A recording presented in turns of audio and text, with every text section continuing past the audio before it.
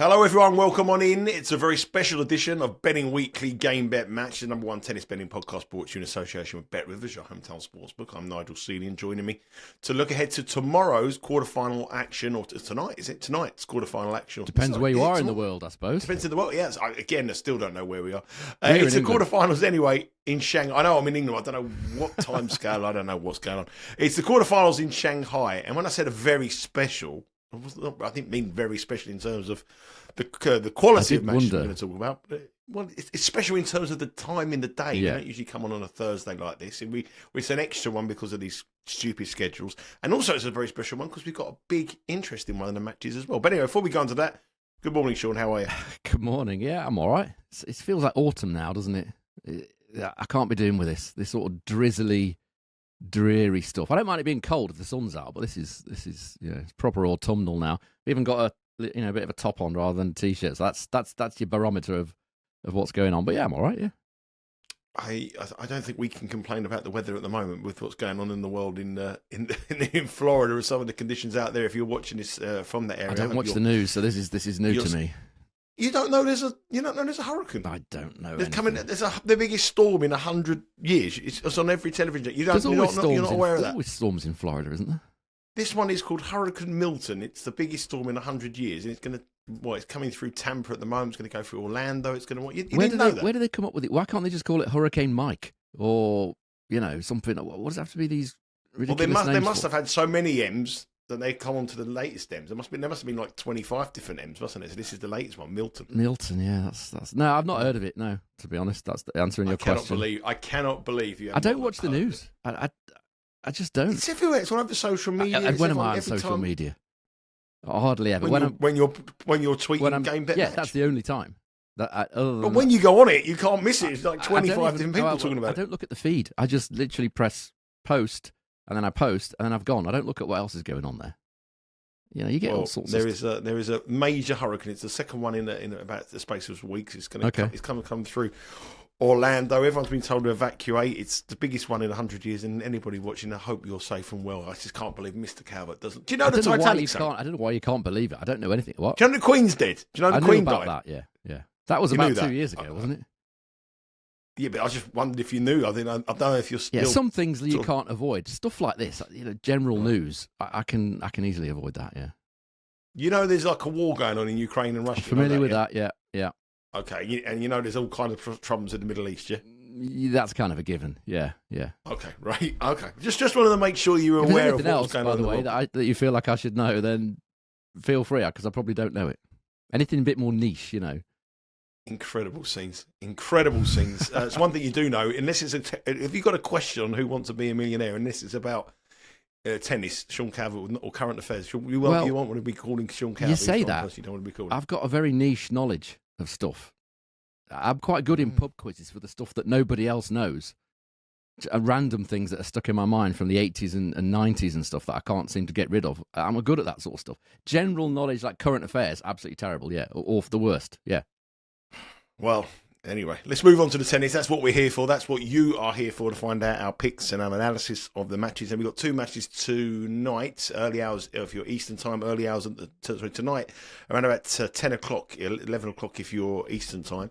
And if you're based in the UK, it's early hours of the morning. So that's why we're getting a little bit confused, because I don't really know what time is going on. And this is the second time we've been on. Well, I think the second time this week we've been on. We haven't been able to come on the show much because of weather conditions and various different things. And weather's the common theme. Done the live the weather show, didn't we?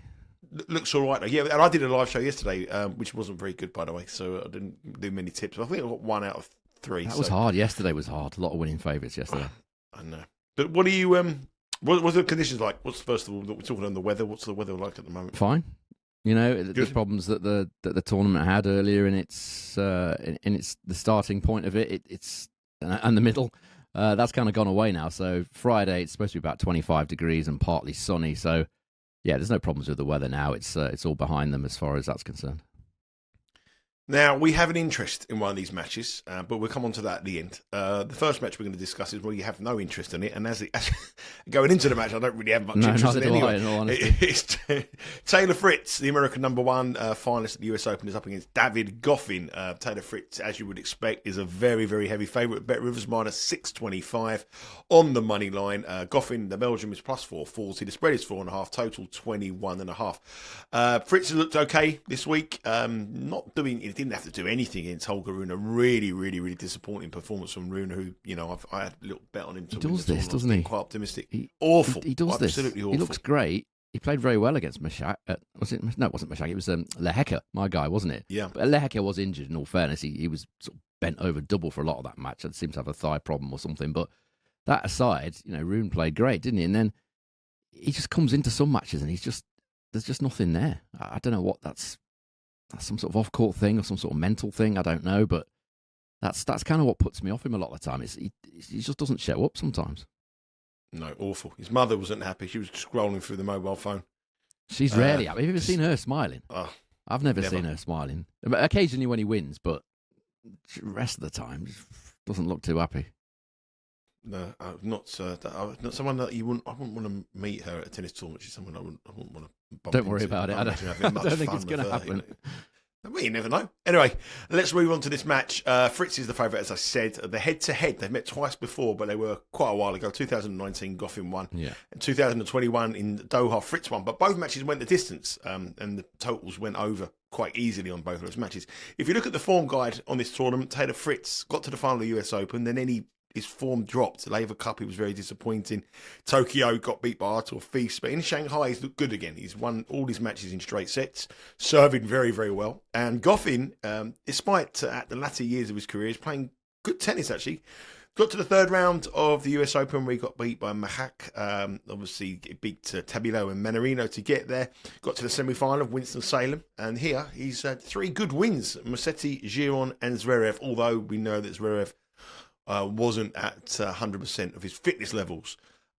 You would expect Fritz to win it, minus 625. Bet Rivers have a multitude of different markets on this match. The money line obviously doesn't interest anybody unless you want to put Fritz in or in a parlay. But there are 36 different markets available with Bet Rivers. Is there any one there that you might think we might want to head across to and maybe have a little wager on this match? Yeah, a bit of pizza money bet, I think. I mean, David Goffin, the enigma that is David Goffin. People will probably... I don't think people have ever heard me talk about Goffin on the show, maybe once or twice. And that's because I try and avoid his matches wherever I can because he's so unfathomable, completely unfathomable. I was actually toying with backing him in the first round against Musetti.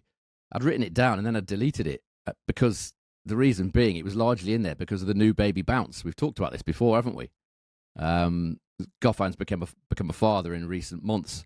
And it's coincided with him playing well again. It happens a lot, doesn't it, this?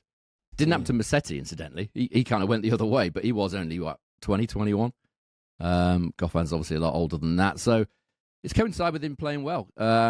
Semi-finals at the Carey Challenger, semi-finals at Winston-Salem. But when he loses, he tends to lose, like Rune, actually. When he loses, he tends to go away very tamely. 8 of his last 10 main-level losses have come in straight sets. I'm not massively surprised that he beat Zverev. We talked at the start of this tournament, or I did, about how Rublev and Zverev were the fades in the quarters, which is why I went for those quarter winners. And Zverev's running on absolute fumes. I don't know how he beat Griekspoor. Well, I do know how he beat Griekspoor. Griekspoor's got no bottle when it comes to it, unfortunately. But that was a very, very tired Zverev. I mean, there's been a lot of petulance, hasn't there, this tournament? I think everyone's just getting really tired and kind of angry. The amount of players that we've seen yelling at the umpires and, the TFOs, Zverev, Tsitsipas, they're all just getting cranky, aren't they now? And it's no surprise that Zverev lost. So I don't really want to take too much away from Goffin, but I don't think that was a fabulous performance. Fritz is one that I didn't really fancy much this week because he looked tired and injured. In Tokyo when he lost to Fils. We had Fils to beat him, didn't we, in Tokyo? But now he seems okay again. And obviously the conditions suit him here. Quick conditions-ish. Not as quick as it used to be, but still reasonably lively. You'll get your rewards from big serve. You can hit winners here. If we look at what these two have done this Shanghai, Goffin's stats, I mean, they're okay. Service points won and return points won, total of 102, and only 79% holds of serve. You look at those stats and you think, well, he's not likely to get much further. Fritz, service points won and return points won, total of 108, 93% holds of serve. Obviously, much better statistics. I think the only way you can bet this is the only way that interests me anyway. Is a one-break opening set in favour of Fritz. 7 of Goffin's last 9 opening sets against top 10 opponents have ended either 6-3 or 6-4.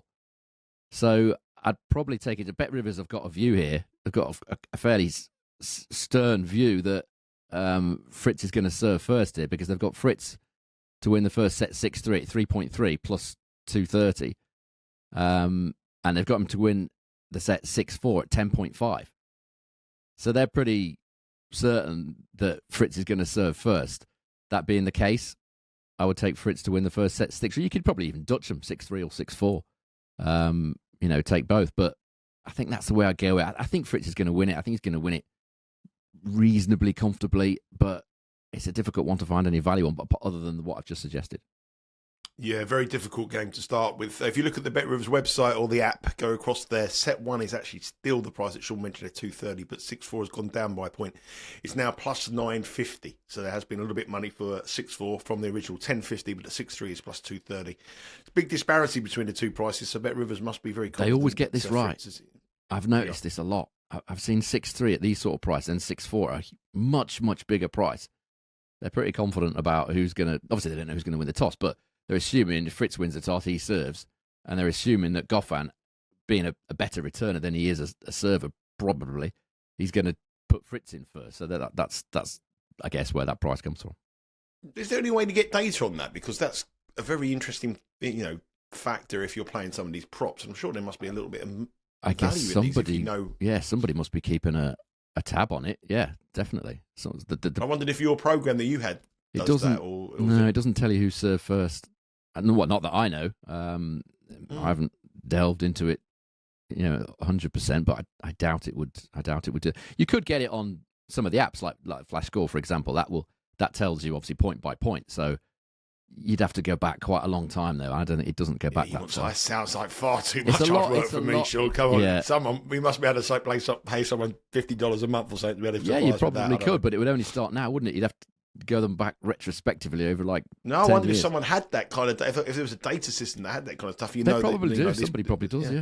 Yeah, there must be some sort of value on some players. Interesting, very interesting thought there. But that's the best way to play the Fritz Goffin match. Set number 1, Taylor Fritz to win 6-3 or 6-4. Bet Rivers have a strong opinion that Fritz will serve first. And if he does the 6-3, could be the value. But as Sean says, bet the two of them, 6-3 and 6-4. Remember, if you do bet the match on the Bet Rivers website or any of the markets on Bet Rivers, you'll be able to bet live and watch live stream this match, which starts at 10 p.m. scheduled to play this evening Eastern time. Let's move on to the second match. There's only 2 matches today because the quarterfinals split over 2 days, and we've only got 2 matches to discuss. And we have an invested interest in this match already.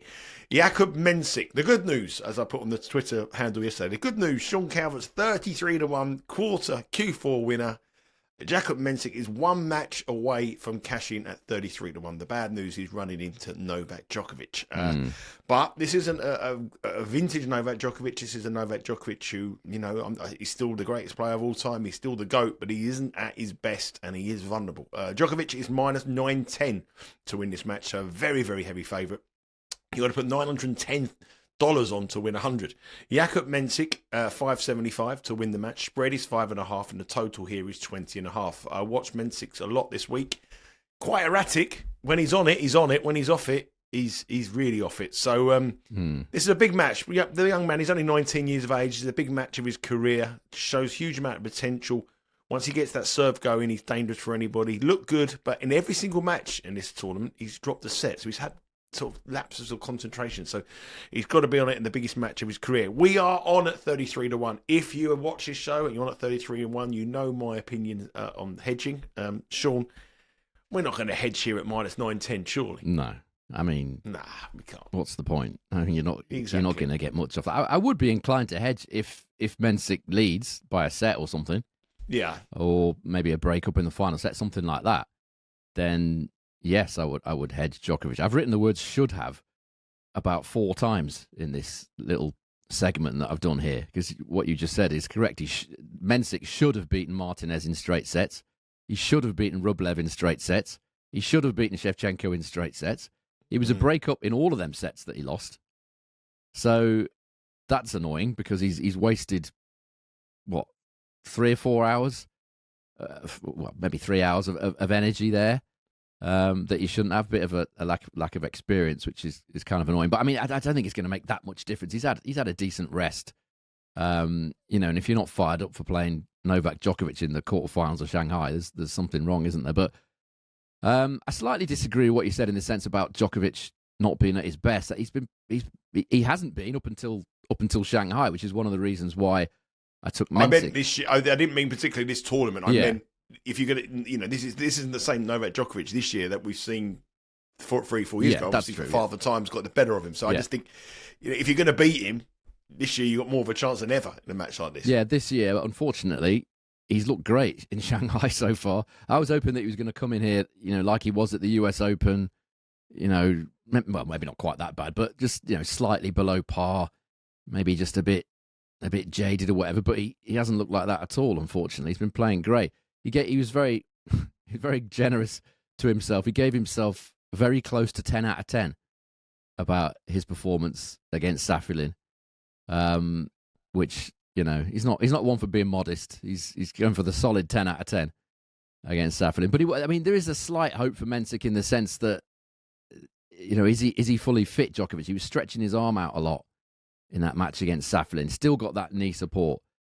That said, Mensik has obviously played a lot of tennis to get here as well, as I said, largely of his own making, which is kind of frustrating. But you feel like you're hoping Djokovic is some way below par. I mean, Mensik is a quality player, as I've said numerous times on this show. I think he's going to be a very, very good player, a top class player as his career develops. Obviously, I mentioned it at the start of this week as well. Hence this 33-1 bet on him to win the quarter.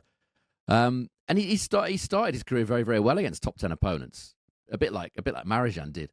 Mensik's won his last 4 against top 10 opponents, twice against Rublev and twice against Dimitrov. So he's got the quality, he's got the big weapons, the big serve, good power off both wings, decent in defence as well. He can defend, he can return well. He's got everything that you want to see in a player that's like 19 years of age. And if you're his coaching team and his support team, you rightly are excited about the career that he's hopefully going to have. But this looks a tall order. It really does. If you look at what Djokovic has done against players ranked outside the top 50 in his career, he's won 93% of his main level matches against players ranked outside the top 50. He generally loses maybe once a year. The bad news is he's already lost it this year to Nardi. Lost to Luka Nardi, I think, at Indian Wells this year, only once. 2023, once lost to Dusan Lajovic. 2022, again, once lost to Vesely. And then you have to go back to 2018 when he lost to Cecchinato at the French Open for the last time he lost against a player ranked outside the top 50. And the stats that he's produced, Novak Djokovic, this tournament so far, hopefully he won't continue it, but they are kind of off the charts. In the matches that he's played so far, his service points won and return points won total 119, and his service hold and break total 124. It doesn't get a great deal better than that. Mensik is very, very decent as well. Service points won and return points won total of 108, and a service hold and break total of 117. So I'm hoping that he's going to make this competitive enough for us to kind of put a bit of a hedging bet in if he wins. Obviously, I'm hoping he's going to win the match, but realistically, that I'm not that confident about that happening. So I feel like if you're not involved in this Mensik outright bet already, it feels like a similar situation to the Fritz bet, i.e., a one break set is pretty likely, and this is slightly bigger price actually. Djokovic to win 6-3 is 3.9 plus 290. It was with Bet Rivers when I looked earlier. And again, the 6-4 is a bigger price, 6.75. So you can either Dutch those if you're not. That's obviously if you're not involved in the outright bet. I'm not wildly confident about Mensik winning this. I hope he does. I think if he plays his absolute best tennis and Djokovic is maybe struggling a little bit physically, then we've got a chance. Realistically, I guess the hedging bet is perhaps our best opportunity of making a profit out of this. It's frustrating because I feel like it's a good bet and it's just run into a bit of a sticky patch. Yeah, if you head across to Bet Rivers' website, 2.9 plus 290 is the 6-3 scoreline for Djokovic, and plus 575, as Sean said, for 6-4. I just think you've got a great value. You got a 33-1 shot running for you in a one-off match. You don't have to do anything with it. And the reason why we bet it was we thought Djokovic was vulnerable. I know he's played well this week, but his form coming in isn't, and we could have a lull in the performance. And I think Mensik's just got to go out and really, serve exceptionally well and be aggressive. That's what he does. But the one thing about him, I mean, I watched him play in Umag, and I saw him play the Chinese guy Zheng. And he won the first at 6-love. And it was Sung, wasn't it? Because he beat Fognini the previous round. Yeah. I just thought this kid is going to be an absolute superstar. And then the next round, I went again, and I watched him play Musetti, and he was awful. He went from looking like an absolute worldie to really, really poor. I know it's 19, that age. Yeah, I know. But the other thing, there's a couple of other angles. There's an angle I quite like here for if anyone's interested. I think the total is quite cheap, over 20.5. I think this could be quite tight, especially the set number one. If you look at Mensik's matches this year, in his last, let's have a look at this: 1, 2, 3, 4, 5, 6, 7, 8. In his last 9 matches, 8 of them, or a best of 3 sets, have gone to a final set. So every match here has gone all the distance. All the matches barring the Serendula defeat at Beijing went at distance, and his 2 matches in the Davis Cup went at distance. Prior to that, in the US Open, his 2 matches in round 2 and round 3 went all the way in 5 sets as well. He looks like a player that can be brilliant in patches, virtually unplayable, then has a downside. I know he's up against Novak Djokovic. I think that's his age. Yeah, when they're developing, they find it hard to keep that top level going. So that would make sense. I hope you're right. I hope this does end up in a third set. I think we've got a decent chance then. I'm just worried about this being a 6-3, 6-2 blowout, which would be utterly depressing for everybody involved. Well, we've got a 33-1 shot who's currently plus 575, so we've got the value. So we will, if we keep taking 33-1 shots that trade at plus 575, we won't go wrong. So that's the philosophy here, and that's my way of thinking on it. Yeah. Before we head off from this match, these matches, are these going to be official plays, or is this just going to be the? This is just a lean, really. These matches, right. It's the ideas that I have that people might be interested in. It's difficult to make it an official play. Yeah, just the official play on Mensik at 33-1 to win this match. That's the only real official play we have. Yeah. Just on the Novak Djokovic scoring himself 10 out of 10. How do you rate yourself on this show today? What rating would you give yourself today on your performance, Sean? That's an interesting question. What rating would I give myself? Today's performance. I don't think I'm the kind of personality that Djokovic is. I don't think I would ever give myself 10 out of 10 for anything unless it was utterly unbelievable. I'd say a solid 7 or 8. Yeah, I think 7. I think it's 7. I'm always. I think I'm about. If it's the WTA show and I can't pronounce the players or anything to do with the Far Eastern players, I'm a 4. Well, and this bit of the show, I always get wrong where you've got to get the links for the Twitter handles and this handle. So I go from a steady 7 to a 5 because I get them all mixed up. So see if I can do this bit. If I can do this bit well, then I might get a 7, but we'll see how we go. Go on then. So these are the figures, the scores on the doors. Minus 645 on the show this year so far this season. Hopefully Mensik can win. They make that a very nice positive. WTA show with Rory's minus 281, and the football boys are absolutely smashing it. The Premier League show is plus 6.91 units up on the season so far, and the European boys, Steve Wiss and James Eastham, are 1041. Remember, Betting Weekly live every day, Monday to Friday, every weekday.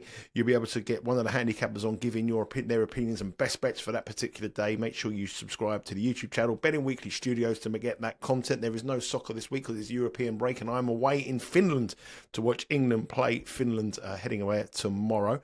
Also, subscribe to our YouTube channel, as I said. Make sure you also subscribe to our Twitter and our Instagram account at Because We Win, and download this podcast, Betting Weekly Game Bet Match. Only one slip up there out of that whole bit, so that's marked me down by half a point. I'm probably a 6.5 out of 10. Yeah, give yourself a 7. It's fine. Steady 7. Steady 7 today, and if we can get Mensik win, then Sean Calvert gets 11 out of 10 for his performance. Yeah, I'll go 10 out of 10 if that comes in, yeah. Yeah, that'd be lovely. If we got time tomorrow and when there's some matches, we may be able to do a show tomorrow. But if not, we'll be back on Sunday, looking ahead to next week's tournament, which come back to the normal times, normal time back to Europe next week, and we'll be able to do the shows regularly 3 times a week that you're used to. Sean, hopefully we can get the bet landed. Hopefully, if I speak to you tomorrow, hopefully we're speaking on good terms with the nice few bits of extra cash in our pockets. Good luck for the rest of the day. I'm heading to Wembley to watch England play Greece. And I said to the missus, I'm going to see Greece tonight. She said, do they sing You're the One That I Want and Hopelessly Devoted to You? So I bet she did say that as well, didn't she? Yeah, she did. Anyway, have a good day. I'll speak to you all later, and good luck, and so hopefully back tomorrow. Take care.